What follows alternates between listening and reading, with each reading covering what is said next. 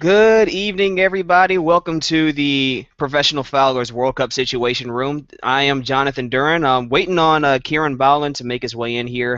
He is soccer writer for Soccer News Day, Chicago Fire beat writer, as well as Belgium beat writer for the World Cup. We're having some technical difficulties right now, but we're going to go ahead and get the show rolling. And let's start with the first game today. Mexico getting a vital win over Cameroon, and what was just a crazy match from start to finish. Again, it seemed to be that the officiating was going to be the story of the day, as Mexico had two good goals disallowed on headers from Giovanni Dos Santos. That's really funny for Giovanni Dos Santos to get a goal, get two goals actually, and have them be disallowed because, of course, that would only happen to him. Giovanni Dos Santos, man who is supposed to have been the rising star for the Mexican national team, went over to Spain, went over to England, and he just fell out of sorts. He was supposed to have been a rising star, first team striker. He's never able to really get it going, and here he comes back on the national stage for the Mexican national team, and he was unable to get the goals that he deserved. And then we finally get a breakthrough in the second half. Oribe Peralta with the rebound slotted away. Cameroon fought tooth and nail in the entire game, and it looked like they might have been able to get something out of it, but it was a deserved result. It was definitely a deserved result for Mexico to win that game 1-0. They get 3 points, and they move into second place in the Group A table behind Brazil. Of course, they won 3-1 yesterday, and of course that was not without controversy either. Welcome to the Professional Fowlers World Cup Situation Room. If you have some questions you want us to answer, just go ahead and shoot them in, and we'll make sure to get those answers for you guys as the show progresses.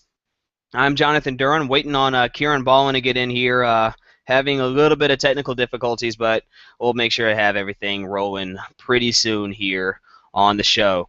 The second game of the day was, again, tons of fun to watch. The World Cup rematch from 4 years ago, Spain and the Netherlands. And who saw this scoreline coming?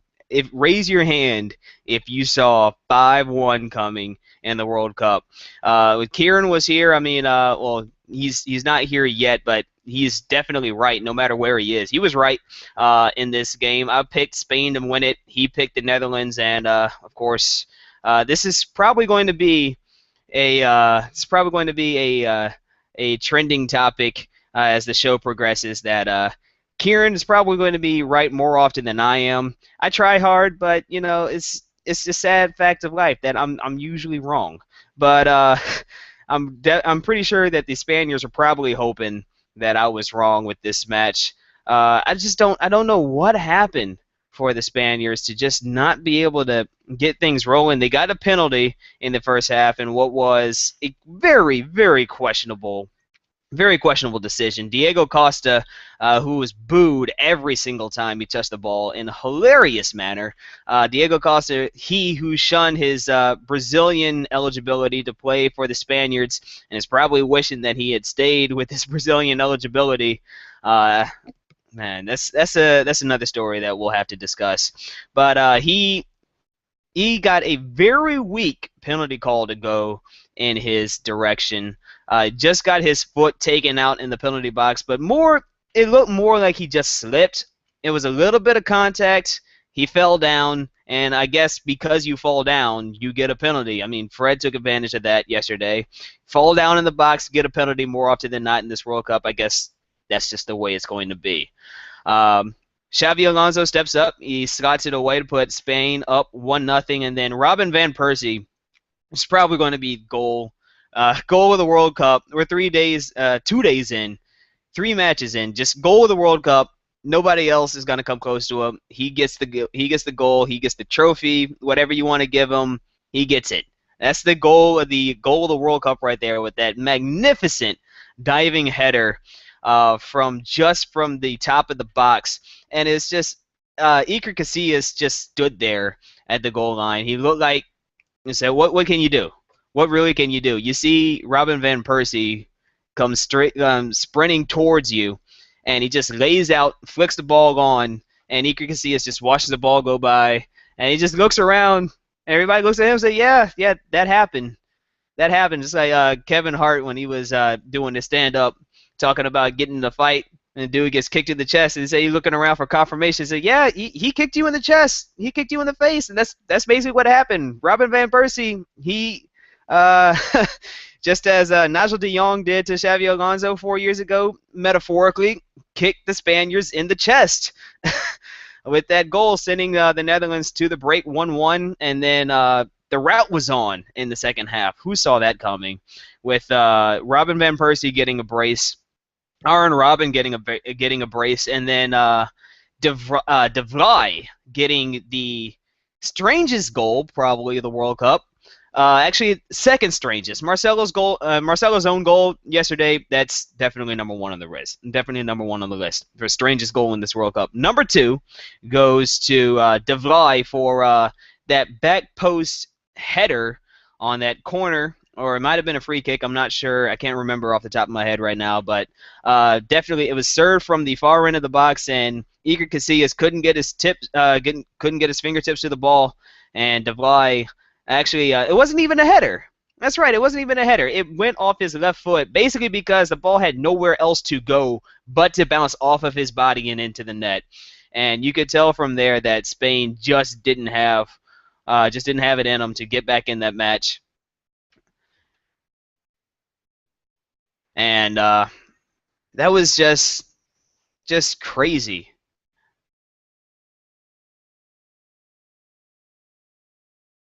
This is the Professional Foulers World Cup Situation Room here on Google Plus, magnificent Google Plus. Unfortunately, we're having some technical difficulties right now, so I'm missing my co-host.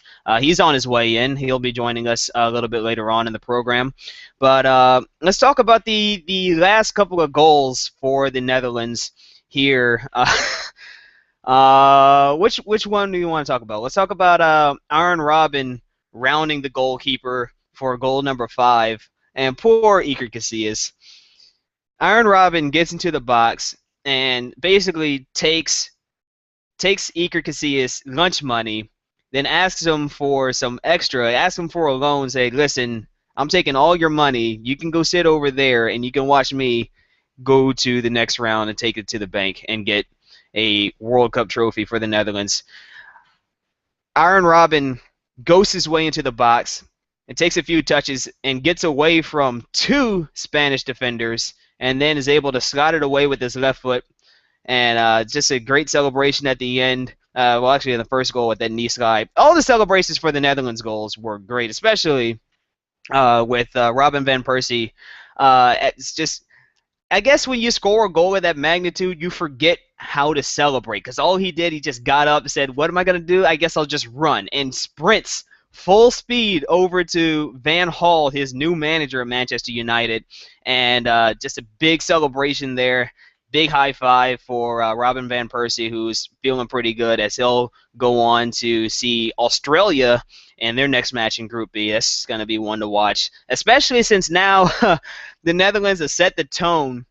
The only way that Spain is going to be able to get back in this tournament and get back in their group is by scoring a gigantic number of goals against Australia and Chile, as they have no points and a -4 goal differential. And Chile right now with 3 points and a +2 goal differential, they're sitting pretty right now in this group. Question coming in right now from Diego. Do you think Spain can bounce back from this? That goal differential is a bit deeper than the 1-0 loss against Switzerland 4 years ago. It's going to be very difficult for Spain to hop back from that deficit. Australia showed today that they're no pushover. They're not a pushover. Tim Cahill will put the team on his back if necessary. He definitely did that today. Second goal, which looked like the equalizer, he's just a tad bit offside, but still a great finish. He put in. to the back of the net. Tim Cahill with the forehead of steel. If you want to compare international foreheads, he's probably right up there with Abby Wambach, if you ask any USA fan. But Tim Cahill definitely able to put the team on his back and carry the Australians if necessary, and he'll have to do that against Spain and the Netherlands. And Spain is going to have their work cut out. They can definitely do it, but Australia was able to hold off Chile pretty well. 3-1, of course, at the end with Bosajor with that magnificent finish. Really, you can't. There's not many that have been better than that from a foot, I'd say. I mean, best finish goes to Robin van Persie for the header, the Flying Dutchman header. That'll be remembered throughout this tournament. But one of the best finishes in the World Cup so far with that rebound from about 25 yards out, got it to the right corner to put Chile up 3-1 before the Chileans set off all of the fireworks in the arena. But Spain's going to have their work cut out for them, and they might be able to do it, but probably not. Next question coming in from Javier. Will Spain score more than one goal in any game? Yes. The short answer to that question is yes. And it'll probably be in that game against Australia. That's their best chance to claw their way back into the group. Australia is viewed as the weakest team in the group, and unfortunately, they weren't able to get a better result against Chile today. But I think the Spaniards will be able to put in a couple of goals against Australia. They'll be able to fight hard against Chile. Chile wasn't defending their set pieces too well, allowing Tim Cahill to not home a goal in the first half to equalize it. But I think Spain will definitely be able to score more than one goal in any of the matches in their group, probably against Australia on their next match. I'm not sure off the top of my head when that will be. It'll be sometime next week. That's the short answer. But Spain definitely will be able to score more than one goal. They're a team with quality. They're definitely a team with quality. They can boss their opponents around. They did finish at the top of their group in UEFA qualifying. You have to give that to them. But today the Netherlands were just a better team. This is the World Cup Situation Room presented by the Professional Foulers Association. I'm Jonathan Duren, waiting on Kiran Balan, who will join us just a little bit later here in this broadcast. Some questions for you guys. The goal line technology is making its first World Cup appearance, and I just want to get you guys' thoughts about ESPN using it on every single goal that has been scored in this tournament, which has been completely and utterly unnecessary. Goal line technology, ESPN, is not a toy. It is to be used in serious situations like we had today, when Australia cleared the ball off the touchline, and what was just a magnificent moment in sheer willpower and defending. Chile looked like they had a sure goal, as the forward was able to poke it past Australian keeper Matty Ryan, and looked like it was just going to roll into the back of the net. In the back of my mind, I was chalking that up to a sure goal for Chile, and all of a sudden, here comes a gold shirt running to the touchline and a strong hook clearance to push the ball out of the net. And it was impressive. The goal line technology showing the ball just nudging the line. Yeah, ball has to be completely over the line for it to be ruled a goal. Of course, Steven Gerrard, or who was it? Frank Lampard, I think it was, back in 2006 with the goal that wasn't, that laser that was fired, that bounced off the bottom of the crossbar and behind the touchline and out. I'm sure that he probably wishes he had goal line technology then, but we have it now, and it was used properly, and it was showed that the goal did not count for Chile as the match went on. And goal line technology, I'm really glad to have it around, just to eliminate any of the confusion that will probably hop in the matches that are going to continue. As we're only 2 days in. We're only 2 days in. We're only through two groups two groups out of 8. Of course, the United States still have to play on Monday against Ghana, and I'm fired up for that match. I can't wait for that. But we still have a weekend to go, and we have four matches tomorrow, and they all start noon Eastern, 11 o'clock Central, wherever you might be watching.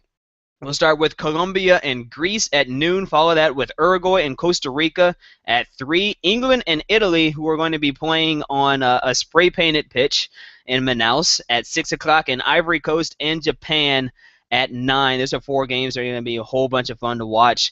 Of course, as always, as we've been doing throughout the tournament, we'll be live tweeting all of the games. I'll be operating the Twitter account for the first 2 matches, the Colombia-Greece match and the Uruguay-Costa Rica match, and Kiran will take the wheel for the England-Italy and Ivory Coast and Japan match. Let's get some answers from you guys. Who you guys are picking for the matches tomorrow? Colombia and Greece in Group C, Ivory Coast and Japan in Group C as well. Uruguay and Costa Rica in Group D, and England and Italy round out the Group D matches. Just to run you guys back from the podcast that we've had, if you have been following us on WordPress, professionalfowlers.wordpress.com. You can also find us on SoundCloud, Professional Fowlers, and both of us, we picked in Group C and D. Well, for Group D, we both picked Uruguay and England to get out of that group, and then for Group C, Colombia and Greece. That was my choice. Kiran picked Colombia and the Ivory Coast. I guess we both shuffled Japan off to the side. Group C is a wide open group, especially since Colombia is missing Radamel Falcao, and that's going to be a big miss for them. He's their main striker. He's their main attacking force. And the Greeks, no matter how old they are, I mean, the San Antonio Spurs have showed us that age ain't nothing but a number. And apparently for the Spurs, that number turns out to be a 3-1 series lead over the over the Miami Heat, or 2-1. No matter what it is, it'll be 3-1 soon. Don't worry about that. The San Antonio Spurs are going to run over that. But we're here to talk about the World Cup, and Colombia and Greece are the first match tomorrow. We'll be I'll break down that match a little bit later. Just want to hear from you guys who you guys are going to be picking in those matches against Colombia and Greece, Uruguay, Costa Rica, England and Italy, and Ivory Coast and Japan. We'll discuss that towards the further end of the program here. We're here for a half an hour. But let's talk about Man of the Day. Let's get you guys votes in for that as well. There's been quite a few players that could be considered for the Player of the Day. You have Robin van Persie, who scored that, of course, we've talked about it a lot, that great diving header to put the Netherlands equal with Spain before they went on to rout them 5-1. You also have Iron Robin, who scored a brace for the Netherlands as well. Behind him, you have Bosajor, who tacked on the winning goal for Chile. You can also give a vote to Tim Cahill, who had a strong performance for the Australians, scoring their lone goal. A lot of great players. Personally, for me to pick the Man of the Day, it has to go to Robin van Persie. This man, he has done it all for every club that he's played for club and country, for the Netherlands, for every tournament except for the 2012 Euros. But we'll forget about that after what the Netherlands did today. And maybe we'll be able to sweep away the French shame from the 2010 World Cup if they're able to have a strong showing in their first match, which will be Sunday against Honduras. Two countries that have to do a lot to redeem themselves, and the Netherlands have already stated their case for redemption. But you have to give, personally, I'm giving my vote for Man of the Day to Robin van Persie. Again, 2 goals for the Netherlands, both of them very great finishes, and you're able to spur the Netherlands forward to that 5-1 win. Let's hear from you guys, who you guys are going to pick for your Man of the Day. And also, don't forget, we're asking you guys, who you guys picking for the matches tomorrow: Colombia, Greece, Uruguay, Costa Rica, England, Italy, and Ivory Coast and Japan.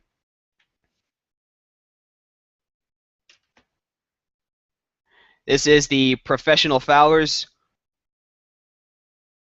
World Cup Situation Room Show. I'm Jonathan Duren, and I'm waiting on my co-host Kiran Balan to make his way in as we break down the matches from today and talk about the matches tomorrow. What questions you guys have about the matches today? Questions about the matches tomorrow? And we'll go ahead and get some answers for you guys for all your questions.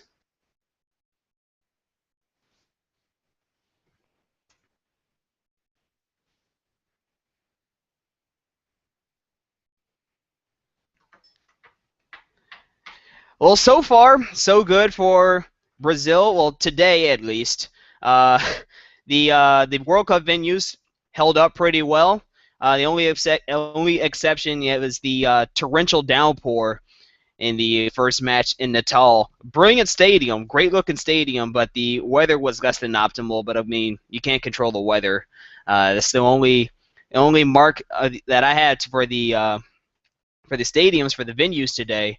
And of course, tomorrow we'll have Italy and England playing on a pitch that they've decided to fix the problem of the sand and the bare areas and the dead grass by simply just painting it green. And honestly, we can't do too much to laugh at Brazil for this solution, as the United States did this during the Gold Cup last year at their match in Dallas. Of course, Cowboy Stadium or AT&T Field, whatever it's called right now, was played on artificial turf. And what they did, they just laid down sod over the top of it, which they've done for the matches in East Rutherford, done the matches in Seattle. All the matches, they're basically on fake grass here in the United States. They fixed that up by putting it on temporary grass. And of course, in Dallas, they were having the issues with gaps between the rolls of sod, and they had to put sand to fill it in. And of course, you couldn't have a televised match or have it looking spotty, so they just spray painted the field green, and that was the solution there. It actually didn't turn out to be too bad of a match. Of course, there was sand flying up every now and then with some strong challenges, and there's probably going to be some sand flying up tomorrow. You can't avoid it. I mean, they're doing the best that they can at these situations. But seriously though, I've made this point before, but why do you put a World Cup venue in the middle of a rainforest in a place that is not accessible by road? Makes no sense. They did it anyway, but whatever. But hopefully the surface plays well, and we'll have a good match between Italy and England. New question in from Diego. What are your picks for tomorrow? I think Colombia, Japan, and England will win. Uruguay and Costa Rica should play out to a tie. Well, that's going to be a fun match, fun slate of games to watch. Colombia and Greece, I really think Greece might be able to win or draw against the Colombians. The Greeks have been known to be a very team-oriented group. They play well together. They defend well, and I think without Radamel Falcao, they're going to have some issues, Colombia, at the front. So I really think that Greece might be able to pull away with the draw. Ivory Coast and Japan, I do think that Japan will be able to get a win over Ivory Coast. They've been snake bitten at the World Cups, and Ivory Coast, this is one of their best years, one of their best chances to finally get out of a group. But I think that Japan might be able to edge it. Of course, the Ivory Coast is a very, very strong team featuring Yaya and Kolo Toure. Kolo, a good defender for Liverpool. Yaya, just a midfield engine for Manchester City. And then, of course, you can't forget Gervinho and a certain man named Didier Drogba. Ivory Coast is going to be a fun match. Actually, let me reverse that. I'll pick Ivory Coast to win this game against Japan just because of Ivory Coast. They're a strong team. Japan, I think, will probably finish better in the group, but I think Ivory Coast will be able to get a win over Japan. England winning over Italy, that's something that I agree with, and something that Kiran also agrees with this group. We both picked Uruguay and England to advance from this group. As such, I'll pick Uruguay to beat Costa Rica in their opening match. But I really think that England's going to be able to win over Italy I was joking about this English team. They're being looked at as basically we looked at the 1994 Dream Team. This is England's best chance to get to World Cup glory for the first time since 1966, which was when they hosted the World Cup and won it. England has been mired at the World Cup for the longest, and they have players coming in. They have Wayne Rooney. They have young talents coming up like Luke Shaw and Raheem Sterling and Daniel Sturridge. And then you have Gary Cahill. You have Joe Hart at the back. This is a very strong English team, and this is their best chance to win the World Cup. So I really think that England is going to be able to win that match. I agree with you there, but the one match that I'll disagree with you is that I'll pick Greece and the Ivory Coast to win in their matches tomorrow. Of course, just a reminder, we'll be live tweeting the matches. You can follow at ProFowlers on Twitter. Follow us on WordPress, professionalfowlers.wordpress.com. Like us on Facebook, Professional Fowlers Association. We're everywhere. Just search for the Professional Fowlers. You'll find us. And we'll be talking about the World Cup for the entire time. It'll be going on 2 days down, 29 more to go. It's a great time to be alive. Great time to have the World Cup. And it's a great time to be a soccer fan across the globe. On Twitter tomorrow, I'll be taking the first two matches, the Colombia, Greece, and Uruguay, Costa Rica match, and Kiran will follow that up by tweeting out the England, Italy, and Ivory Coast, Japan match. And we're here at the end of our program. Well, thank you guys very much for joining us. I'm Jonathan Duren of the Professional Fowlers Association. Kiran Balan, my co-host, unable to make it through today. A little bit of technical difficulties. Hopefully we'll have this hashed out for the next time that we host. Everything was working fine, and then it wasn't. Basically, the Spain story from today. Everything was fine until it wasn't. And unfortunately, that's how it turned out. But thank you guys for joining us.